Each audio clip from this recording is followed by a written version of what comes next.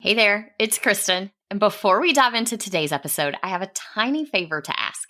I'm planning some exciting stuff this year for the podcast and my courses, and I would really love your input. I put together a super quick survey. It's mostly multiple choice and shouldn't take you more than a few minutes. Your feedback will directly shape the content I create this year, so I can make sure it's exactly what you need to thrive in your business without the hustle. Because I know your time is precious, everyone who completes the survey gets entered into a giveaway where 2 lucky winners will get a $50 gift card to Amazon or Target, your choice. It's just a little thank you for helping me make this year on the show the best yet. Head over to kristendoyle.co/survey, or you can find the link in the show notes. The giveaway ends on April 14th, so don't wait too long. Hey y'all, and welcome to another episode of The Savvy Teacher Seller. I'm your host, Kristen Doyle, and today I have a special guest with me that I cannot wait for you to hear from. Today, I am chatting with Ashley Rossi. She is a licensed speech language pathologist, and she's been selling on TPT since 2015. We had a great conversation all about how she was able to find a niche within her niche, ways that she has found to build lasting success as a TPT seller over time. And we also chatted about how she is dealing with the current challenges that we're facing with TPT sales overall being lower than most of us are used to, and just being in a difficult and challenging season as TPT sellers right now.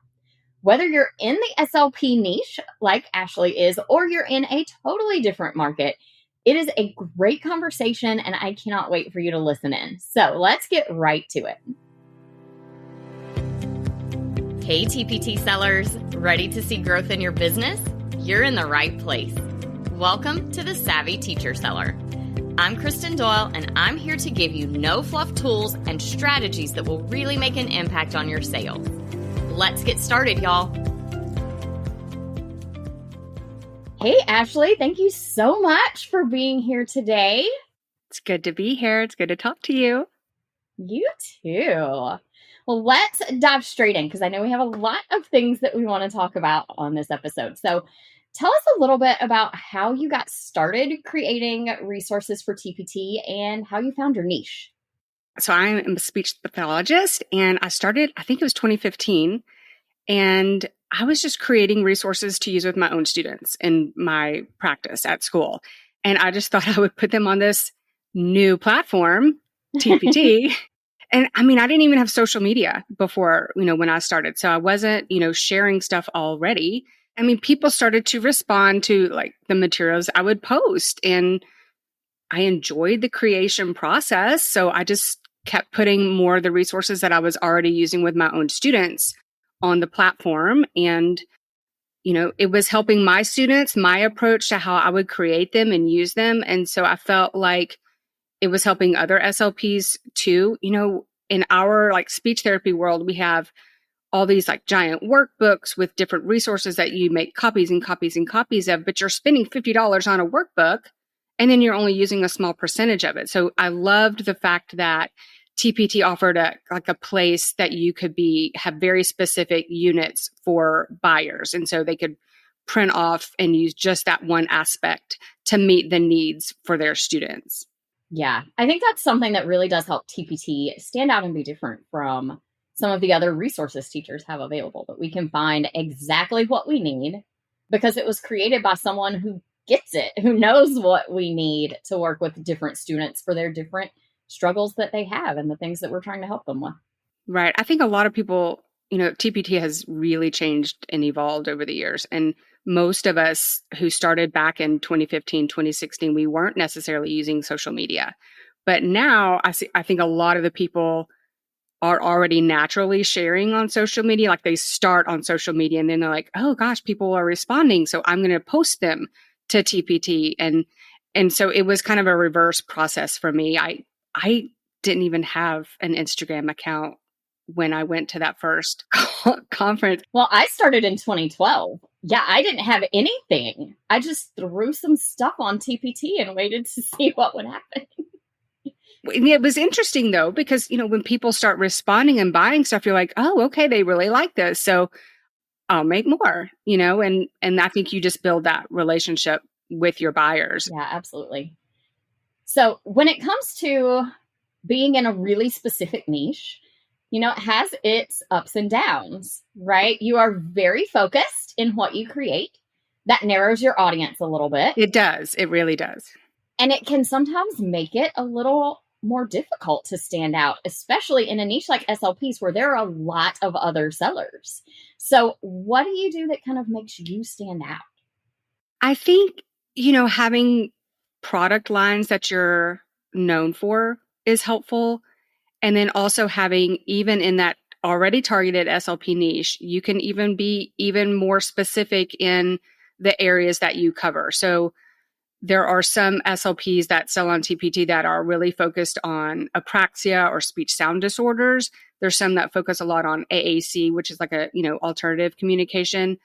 I specifically have carved a path for a literacy-based approach to speech therapy. That's because that was my natural background. That's what my whole private practice as an SLP was built on, was language and literacy disorders. So that's been my kind of area that I have focused on and, built up my following and my background and shared on social media with. And so I think that's helpful because there's a lot of crossover materials that regular classroom teachers or homeschool parents can use from speech therapists.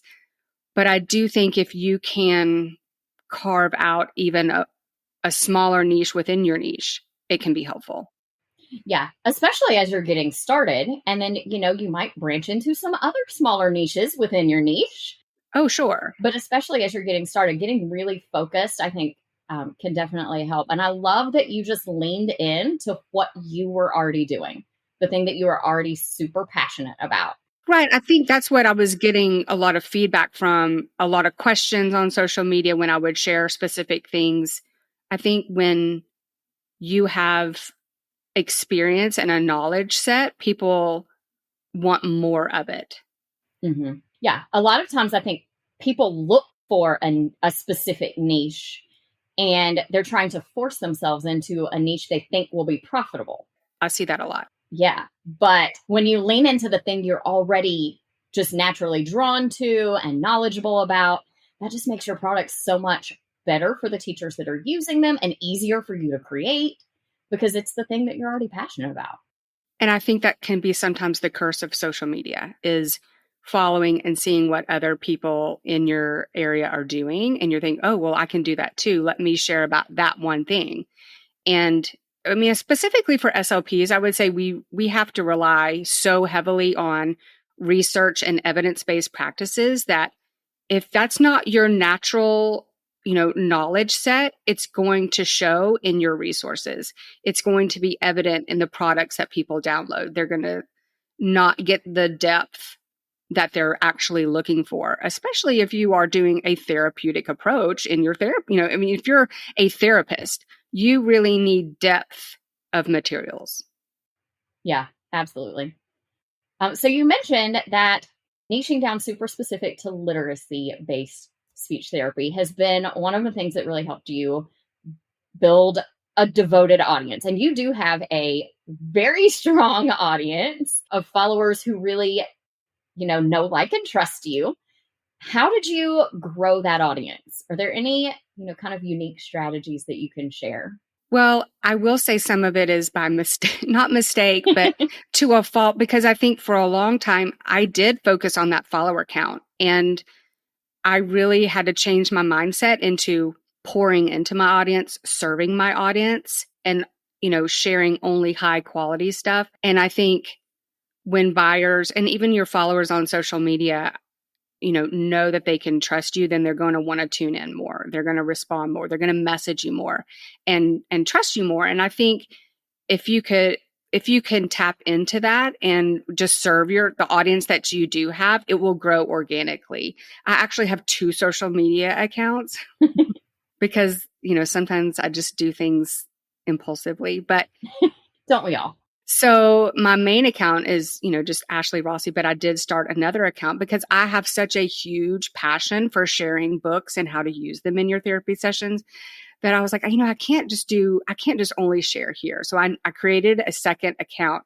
and I do everything wrong on that account as far as what you're supposed to do. I do nothing of what you're supposed to do, nothing what the algorithm tells you you're supposed to do. But I have grown that organically so fast. And it's because I think, I'm not super salesy over there, and it's a valuable resource for people. It's what people are wanting to see. So I think that has told me you don't have to chase the algorithm. You need to serve your audience. And I think having that always front of mind will then turn into sales when they can, again, like you said, know, like, and trust you. They will turn into buyers. Yeah. And when you're really focused hard on serving them, that keeps your audience engaged and it keeps them coming back to you, whether they're coming back to your Instagram to see new books, or they're going into your store or over to your website or listening to your podcast. Right. I mean, we can say a following, but I include my email list in that following. And actually, I focus now way more on that audience because that's where my buyers are.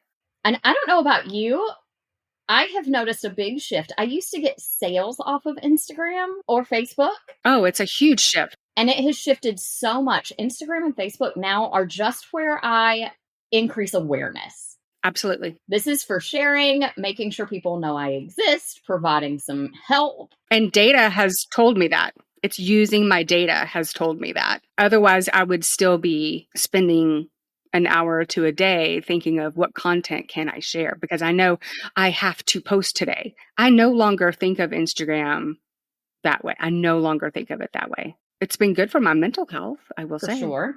Because I can see it in my data that I don't have to stress out about that as much anymore. And I really, I love sharing on social media. I love that experience and that relationship that you can build with your followers. But for sales, those come from my email. Yeah. And I have a really strong following on my email. So they know what to expect from me. Mm-hmm. Yeah. And I see the same thing. Yeah. And I feel like that makes me feel a little safer in a way with my business too, because social media algorithms change and you're constantly chasing them and fighting them. But if you know that that's just a place to grow some visibility, create some engagement, serve your audience, your email list, you own that. 100%. So it feels a whole lot safer for that to be the place that's generating more sales anyway. I kind of love it. Oh, 100%. And I don't have to chase the algorithm anymore. I don't have to worry about, entertaining people by creating a reel, because it's just not, nope, it's just not my thing. Nope. Right. I'm just not going to do it. I'm the same way, but I've gotten better. I create some reels here and there. I do too. And the ones I do, I enjoy, but I don't want to have to sit around thinking, what reel am I going to make? What reel am I going to make? What am I going to do? So, yeah. Yeah, that is not where I am naturally gifted either. So. No, not at all. Well, speaking of algorithms, I know SEO has also been a big piece of your growth strategy for your business. So can you share a little bit about how you've been using SEO to grow your sales? Well, I've learned from the best. Well, thank you. Honestly, actually, it really saved me. We actually last year moved across the country.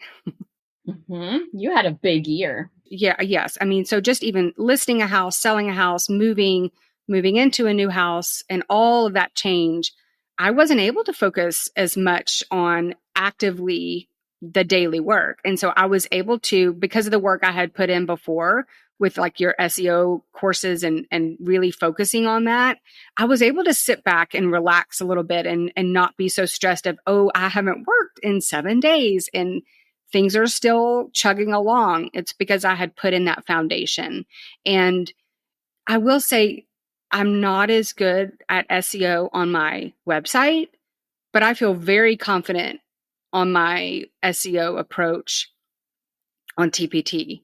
And it's because, like I said, and not as, this is not like a sales thing, but after you're taking your courses and watching you do it, and even, you doing some for me, I was like, oh, okay, this makes sense now. I know the wording, I know the placement, I know the strategies And I feel so confident doing it on my own now. Yeah. It's one of those things that once it clicks, yes, it gets so much easier. So it's natural and for it me almost now. just comes out. Yeah. Yes. It almost just comes out naturally as you're writing because you've just built that in. It's built into your systems now. Yes. Yeah. And I love that. And you're going to get there on your website too. I know. It's a daily grind. It is. You can only focus on so many things at one time, right? We all have a long to-do list. Absolutely. But that's the big thing with SEO for me is when you have those hard seasons where life is busy and you can't pour as much time and effort into your business for a little while, that can carry you through those seasons. It does the work for you. Put in that work. Yeah. And it also frees you up during the regular seasons when you do have time to focus. It frees you up to focus on other things. Yes. Like I know you've had some fun and exciting things going lately. You started a podcast not too long ago. Well, that was starting the podcast because I actually enjoy being more on like Instagram stories because I feel more casual and conversational there. But again, I don't want to have to chase that algorithm anymore. And you only get so much time on stories. You don't want to spend 15 minutes, doing a whole story. Nobody's watching an Instagram story for 15 minutes. No, if you've got all those dots at the top, people just swipe on through. And so, especially with, a literacy base and what I am sharing is using books, you need more time. And one of the girls who works for me, Kaylin, we enjoy it so much chatting about books and how SLPs can use them. We're like, let's just start a podcast because it gives you more time to be more conversational about it. And so we're, it's a huge learning process, but it's another avenue to serve my audience. So we'll see where it takes us. We'll see. I love that you're doing this. And I love that you're doing it with someone because these episodes where I have a guest on, they're my favorite to record because they're just so fun to just sit and chat with somebody and then record that and share it. And then people get to hear the conversation. I don't know. It feels like so much less pressure. Oh, very. Yeah. So much less pressure in planning. Yes. We just bring people into the conversation we're already having daily anyway. So it's fun. It's fun. I love it. Yeah. So let's talk a little bit about kind of where we are right now on TPT. It is challenging. We're in a tough season. We are. And it's a season we haven't seen before. Right. We've kind of been on a steady every year, everyone is growing kind of plan, aside from some weird hiccups during COVID. But suddenly we're in a down season. So what are some things that you do sort of to help you deal with the challenging times? Maybe find some work-life balance when you're in the middle of a stressful season. Honestly, for me, it's staying above the fray and not getting too caught up in some of the, I wouldn't say drama, but the anxiety that people are posting about in some of our TPT groups where people are, and, legitimately people have seen huge changes and declines, and it has changed their household financial abilities. And so I get the panic. I honestly do. And I think people are so validated in we've been very comfortable in seeing year-over-year growth. But I think, it's good to have a small group of, I would say, TPT friends that that you can rely on and go to instead of a panic. And what I see daily in a lot of the Facebook groups is, oh my gosh, my sales are down. What am I going to do? I've got to quit. Is anyone else's sales down? Because mine are plummeting today. You can't get down in the weeds in the daily analysis because this day doesn't necessarily compare to last year or the year before. We're in a different season. And yes, it could be the economy. It could be teacher morale. It could be so many factors. But that's not going to solve the problem. You really have to think, okay, well, what are the strategies that are currently working for my business? What are people buying? What are people needing? And just, again, continue to serve them, but being mindful of things are just uncertain right now. But I think staying above the fray, staying out of the drop, carve your own path, serve your audience, and follow your data. Mm-hmm. I've seen a lot of the same. When I scroll through Facebook, it's every single time I open Facebook, I see a comment in a TPT seller group someone is asking about sales being down. And that's fine. I know not everyone is as plugged into the seller community as you and I are. And so maybe some of them haven't heard other people saying their sales are down. And so they're panicked because they think it's just me. And so that's fine. I understand why they need me to ask those questions. But for me, I have had to stop clicking on the comments and just keep scrolling because it'll put my mindset back into that same spiral that they're in. And that's not productive. It's not productive. Not that I'm saying I bury my head in the sand and pretend it's okay. It's unhealthy. Yeah, it's unhealthy. Yeah.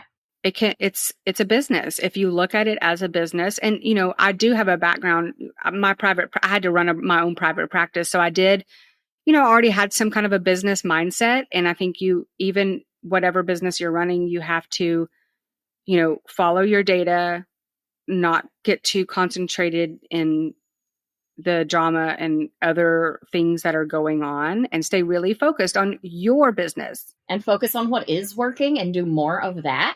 Do more of that. Follow your data.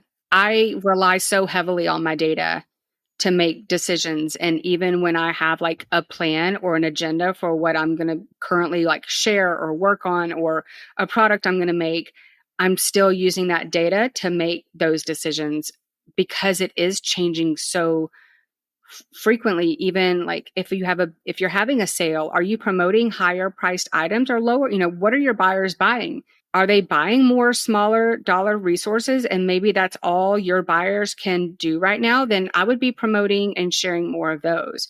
Really look at what they're buying and continue to feed into that.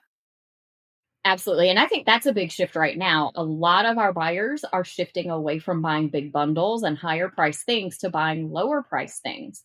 So when it comes to site-wide sales, I'm not going to promote huge bundles. I'm going to promote smaller things. And typically I would promote the big bundle because I want to highlight, like, look how much you can save on this. For an entire year. This gets you an entire year, but they can't do that.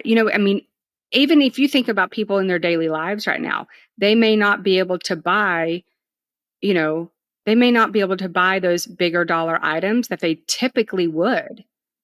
It may be even as simple as when they're at the grocery store, not buying the giant bottle of ketchup or the big box of cereal. They may be buying. Are they buying it at Sam's and spending the $30 on exactly cereals and things? Or are they buying the one thing that's cheaper at the grocery store right now? Yeah. Just to get them by to the next paycheck. Right. It's a shift that we're seeing outside of TPT too. Oh, 100%. And that's one thing that has helped me, is not staying so focused on what's happening on TPT, but thinking about what's happening in the rest of the world. Absolutely. And listening to other entrepreneurs and other businesses and seeing that they're down too. That helps me not feel like TPT is crashed and burned. Its time has come and it's all over. No. But that this is symptomatic of the world right now. It really is. It really is. We were on vacation this summer, and we did a fishing trip, like a day, like a charter. And the fishing captain, he said, I've been doing this. It was like 10 or 12 years. And he said, we're down to only 30% of the business we typically do. And so I was heartbroken for him, because this is their livelihood, obviously. But a part of me was like you said, okay, it's not just TPT. It's everywhere. My husband sees it in his industry as well. We've had this conversation because my sales are lower than they typically are, but everywhere. And I'm down a little too. I've shared in some other episodes that have come out recently. I'm a little down right now too, like everybody else. And my husband is in the real estate industry, and today is Friday. We're recording on a Friday. Today's the first day he's worked all week because things are just down. And so you adjust. Fortunately, you adjust. Fortunately, we have been saving when things were good. Right. And we've adjusted some of our budget and some of those things because you have to. But it does make me feel better knowing it's not just TPT. It does. And, I still have really good sales. I'm happy and I'm comfortable. I'm not one of the people who are panicking. But again, I think that does come back to, have you laid a really strong foundation for SEO? Are you, do you have an audience that you are serving? And are you following your data? Because if you have those three things in place, you should not be panicking. Because I think if you have built your whole business relying completely on search, then you need to adjust your approach, because I make most of my sales off of, things I've driven my sales to from my email list or from social media. And so you cannot rely. You can't put all your baskets in, well, I've always been on page 1 or page 2. Mm-hmm. Well, and a lot of people who have always been on page 1 or page 2, that may have been more sales driven versus SEO driven. And if you start seeing yourself slip, then it's time to really evaluate that. Really work on that strategy. Mm-hmm. We are really at a point now where it is a multifaceted approach. Oh, it has to be. Has to be. If you want to stay successful, it needs to be a combination of SEO on the site with building an audience of your own. And definitely, like we talked about earlier, I think email is the way to do that right now, for sure, as far as building an audience of sellers. As far as building your audience of people who are buyers, definitely email is the place to do that. And meeting their needs for what they need now. Yeah, and that comes from just being in tune with your audience. So. Right. And even looking at I even look at, the analytics of my email. I don't worry too much about how many unsubscribers, but I look at what emails did they open? What are they clicking on? What are they responding to? And I have shifted, like I said, instead of spending so much time on creating content for social media, I spend more time looking at SEO and my data and really thinking about, okay, what is this trend for my buyers? What are they showing? What are they showing me? And so what do I need to keep doing or change? This has been such a great conversation. Thank you so much for being here. Before we close out, can you share one piece of advice that you would offer to somebody just starting out as a TPT seller? Find your niche of what is natural for you to share, serve your audience, follow your data, and hire people to work for you.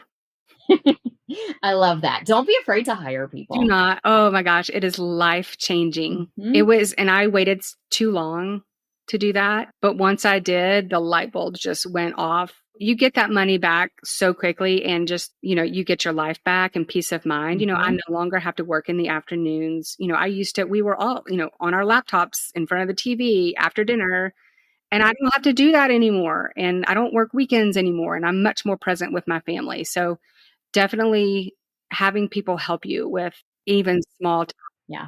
And I am always weighing what is the value of my time and what am I good at doing versus if I pay someone else, yes, it costs money, but how much of my time do I free up to do the other things that are more important?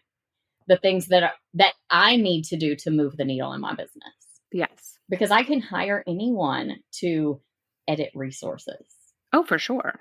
To, make resources, to make another version of something I've already created a template for. I've already laid out the plan, and we just need to create it again with different vocabulary words or different math problems or whatever it is. Having someone else finish those out so that I can create another new thing is so much more valuable. And there's so many other educators and even SLPs who would love a little bit of outside money. And, the 3 people that work with me, they're all SLPs. They were all one of them is Kaylin is my cousin, and she's also, on my podcast. I don't think I knew that. Yes. Yeah. Yes. So the other 2 girls are also SLPs, and they were in my audience, and that's how, they love, they have different tasks. One of them is more like a weekly, and she has regular tasks that we don't even have to communicate all that much that often. But then another girl, she helps me, edits, she does one-off tasks, but I can rely on her. And when I email her, and she can edit something so fast, get it back to me. And I see, I get that money back so easily. But it took me a while to figure that out. For people just starting out, I would say the first thing you should look to hire out is someone to edit your resources for you. Because that is something that honestly, none of us are really great at doing ourselves, because we're the one who typed the mistake in the first place. And it's hard to see it. You need another set of eyes, regardless of if they are skilled in your niche. And it will help you so much in terms of having happy buyers and not having people come back leaving you low ratings or bad mouthing you on a Facebook post because they bought the resource you're talking about and it had a bunch of errors in it, or asking for refunds. It just is so important for setting you up as a professional. Well, and I've even had so many times with the resources that we are creating, it's another brain that's like, oh, well, have you thought about doing it this way? Well, what about this idea? Because they're in the trenches in the classroom, working with students, and their ideas just give you more opinions and more value to your resources. So yeah, for sure. If I was starting right now, that's one of the first things I would do is to have more help early on. Thank you so much for being here. It has been so nice catching up with you and talking about some of how you have found your niche and how you found a way to be successful and to stay that way, even through, some of all the changes that we have had lately. Yeah. Thanks so much. It was great to chat with you. Thanks for listening to today's episode. Ashley's wisdom is something I know so many of us can relate to, especially her take on what to do when times get tough on TPT. I loved her advice about stepping away from the Facebook groups when the noise gets to be too much to handle and we're noticing that it isn't feeling healthy for us. Finding that core group of sellers you can talk to who are forward thinking, even though they obviously recognize where we are, but they're not getting caught up in that downward spiral of stress and worry and just imagining that the sky is falling. That really can make a world of difference. It's all about focusing on the things that we can do to improve our businesses right now. Building that solid foundation with strong SEO on your products, nurturing and growing our own audiences in our email lists and in our social media, and definitely following our data is the path forward on TPT right now. It is the strategy that really can help us all to grow without feeling too overwhelmed, and it can help us to sustain and survive difficult seasons like the one that we're in right now. If you want to connect with Ashley, you can find her website and her social media links in the show notes. Remember, seller friends, it isn't about doing all the things, it's about doing the right things. Talk to you soon, friends. I hope you enjoyed today's episode. If you did, please share it with another teacher seller who would also find it helpful. For more resources on growing your TPT business, head to kristendoyle.co/TPT. Talk to you soon.